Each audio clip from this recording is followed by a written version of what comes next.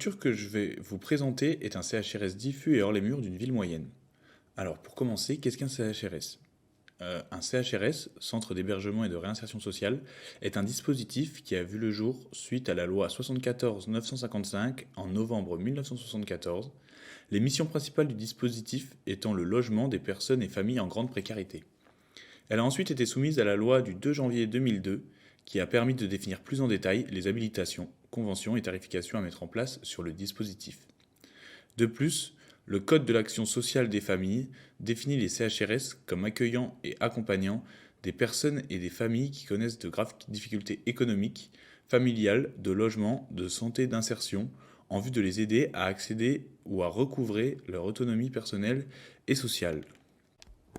À présent, je vais vous présenter le CHRS diffus et hors les murs. C'est une manière différente de fonctionner d'un CHRS collectif qui répond aux mêmes missions. Le but de ce dispositif est de permettre l'accès à un logement tout en proposant un accompagnement global social afin de travailler sur les différentes problématiques rencontrées. Les usagers vivent dans des logements individuels, le statut étant différent selon l'accompagnement. Les personnes dépendant du CHRS diffus sont hébergées, la structure proposant un logement, tandis que les personnes en hors les murs sont locataires et ont déjà leur logement au début de la prise en charge. Le logement représente en effet le premier levier de l'accompagnement d'un CHRS diffus et hors les murs. Les missions restent donc similaires à un accompagnement CHRS collectif, la différence étant que l'usager vit en autonomie dans le logement. Les missions et objectifs du CHRS diffus et hors les murs sont les suivants. Assurer l'accueil et l'orientation des usagers, proposer un accompagnement complet sur le logement, travailler sur l'insertion professionnelle, mettre en place un accompagnement social individualisé.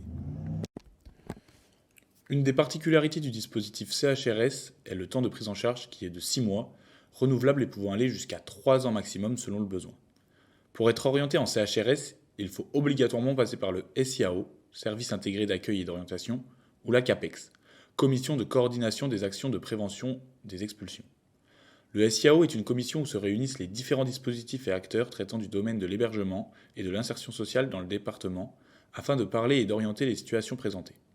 La CAPEX est une commission qui a pour but de prévenir les expulsions de logements en coordonnant l'action des différents acteurs du département. Pour finir, je vais développer sur le public accueilli dans le CHRS diffus et hors les murs. Donc ce sont des personnes seules ou des ménages, âgées de 18 ans ou plus, avec ou sans logement selon l'orientation, et rencontrant des difficultés économiques, sociales, familiales au niveau du logement, de la santé et de l'insertion. J'ai pu interviewer un travailleur social travaillant en CHRS diffus et hors les murs. C'est ce que nous allons voir maintenant.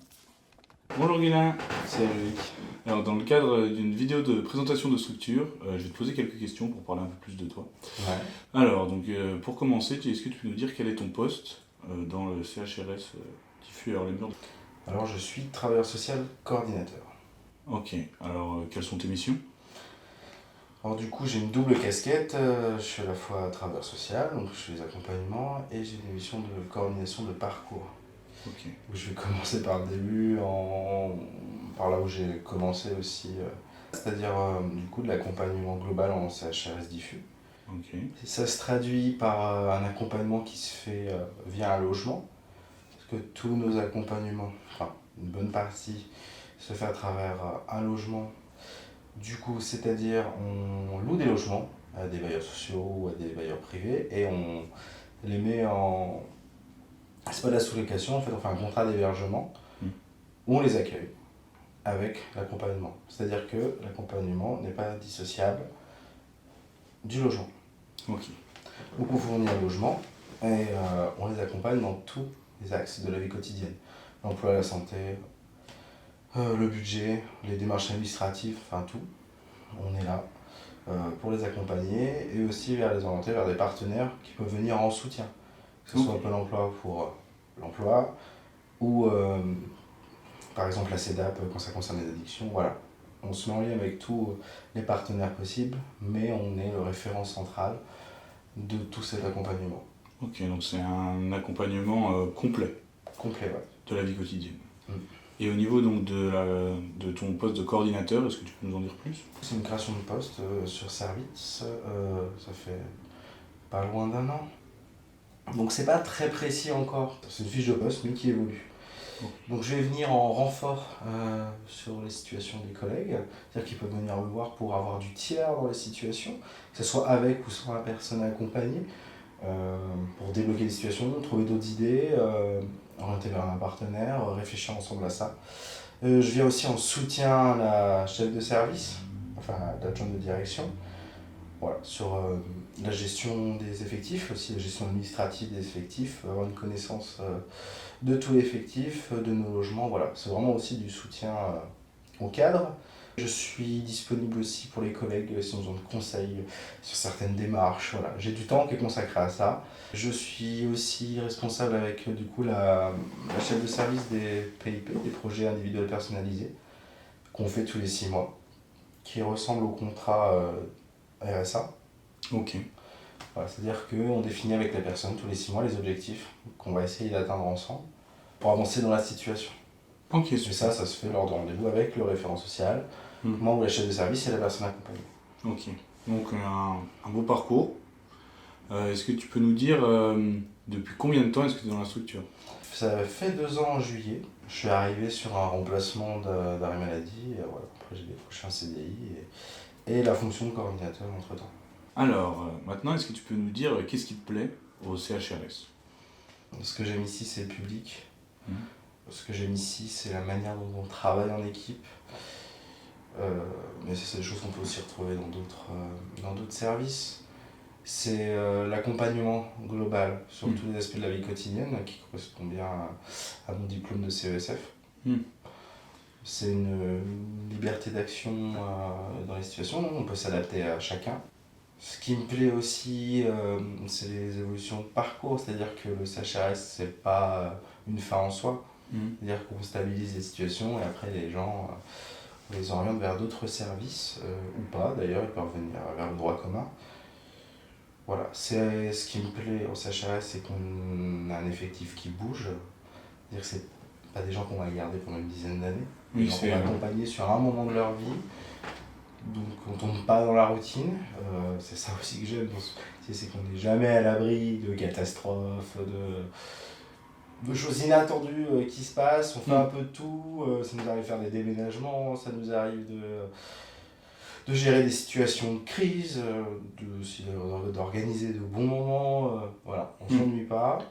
C'est un service qui reste périn dans le temps, donc ça a été démontré, l'État nous finance et ça va perdurer parce qu'il y a vraiment un besoin sur le territoire, donc c'est aussi un poste où on peut évoluer. J'aime l'esprit d'équipe, j'aime le fait qu'on fasse évoluer nos pratiques et qu'il y a tout qui bouge tout le temps. Et c'est un dispositif complet, diversifié et c'est ça qui te plaît? Ouais, ça permet de s'épanouir en tant que travailleur social, je pense. Ok. Il faut aimer ce public, il faut aimer ses particularités, mais on peut vraiment s'épanouir dans ce genre de service. Et maintenant qu'on a parlé du dispositif, toi, quel est ton niveau d'études? J'ai un DE CESF. Ok. Je suis diplômé depuis 2018. Qu'est-ce que tu mettrais en avant, toi qui as le diplôme CESF? Qu'est-ce qu'un CESF apporte à ce dispositif? Dans la réalité, donc les collègues ont tous des diplômes différents. On a des assistants de services sociaux, on a des éducateurs spécialisés. En soi, sur le terrain, on fait exactement le même boulot, mais j'ai pu voir que nos compétences techniques de CESF sont très utiles quand on intervient dans les logements, savoir comment fonctionne une chaudière, un frigo. Voilà, ça permet aussi de savoir les sécurités, par exemple les normes de sécurité électrique, ça permet de faire de la prévention, ça permet d'agir et voilà, de savoir faire des diagnostics sur le logement et du coup de savoir vers qui on se dirige pour faire les réparations. Ok. Ça c'est un exemple. Nos spécificités sur le budget sont aussi utiles, voilà, sur les outils qu'on peut apprendre pendant le DE, sur le fameux dossier de surendettement. Voilà, c'est des billes qui nous servent, mais faut pas oublier qu'on n'est pas relié à un diplôme, certes on l'a, ça nous permet de bosser, mais c'est vraiment ce qu'on apprend sur le terrain qui nous forme en tant que travailleur social. Ok. Et on a tous des appétences différentes et on va se spécialiser automatiquement. Je ne me destinais pas forcément à travailler dans le logement dès le début, mais au final, avec mes stages, mes différents postes de travailleurs sociaux, voilà, c'est là où je pense avoir le plus d'appétence et là où je peux offrir le plus de compétences dans les accompagnements. Merci beaucoup. Et bah, à plus. À plus.